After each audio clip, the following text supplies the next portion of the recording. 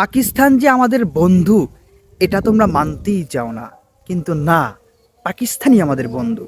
দেখো, বিপদে বন্ধুর পরিচয়। যে ইন্ডিয়া মোস্তাফিজকে অপমান করছে, সেই মোস্তাফিজকে পাকিস্তান পিএসএলে কিনে নিয়েছে প্রায় 2 কোটি রুপি দিয়ে, মনে হয় তার চেয়ে বেশি হবে। যাই হোক, কিনে নিয়েছে। কিন্তু এই মোস্তাফিজ যে কী পরিমাণ পাওয়ার, মোস্তাফিজের যে কী পরিমাণ ক্ষমতা, এটা মোস্তাফিজ নিজেও জান না। এটা মুস্তাফিজ নিজেও জানে না ভাই। কারণ এই একটা মুস্তাফিজের জন্য, মানে 8 কোটি টাকার মুস্তাফিজের জন্য বাংলাদেশ বিশ্বকাপই খেলতে যায় নাই।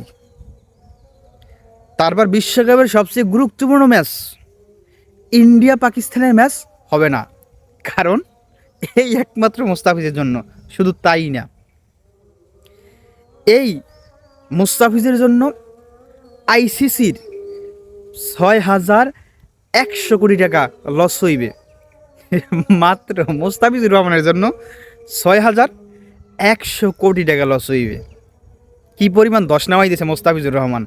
তারপর টিভি রাইটস যারা কিনছে, খেলা সম্প্রচার করবে, তারাও মাথা ব্যথা শুরু হয়ে গেছে। এত টাইট দিয়ে আমরা রাইট কিনলাম, কিন্তু এখন আমাকে লস হইবে, ডিসকাউন্ট দাও, নাহলে আমরা রাখতে চাই না, খেলা সম্প্রচার করতে চাই না, শুধু এই মুস্তাফিজুর রহমানের কারণে। এর মধ্যে পাকিস্তানের লস হইবে, বাংলাদেশের লস হইবে, ইন্ডিয়ার তো হইবেই, ইন্ডিয়ারও সবচেয়ে বেশি। কিন্তু মাত্র 8 কোটি টাকা মোস্তাফিজুর রহমানের জন্য প্রায় 9,000-10,000 কোটি টাকা মনে করেন যে লস হয়ে যাইতে হয়েছে। এই হয়েছে পাওয়ার অফ মোস্তাফিজুর রহমান। যাই হোক, এই মোস্তাফিজুর রহমানকে পাকিস্তান তারা কিনে নিয়েছে। মোস্তাফিজুর রহমানের জন্য অভিনন্দন রইল। পাকিস্তান পিএসএলে যাই যে ভালো কিছু করতে পারে।